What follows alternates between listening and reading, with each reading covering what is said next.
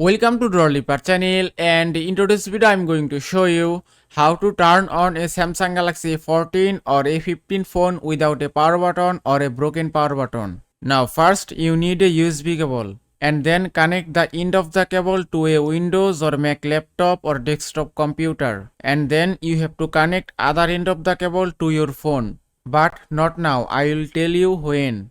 Now the first thing you have to do is press and hold your volume up key and volume down key at the same time together. Now just do it. And then take the USB cable and connect to your phone. And make sure that the other end of the cable will be connected to the laptop. Then you can see this screen. And now you have to be very careful.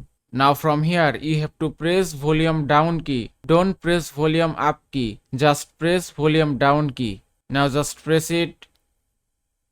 And now you can see the phone is starting. And now you can remove the USB cable. And you can see the phone is turned on.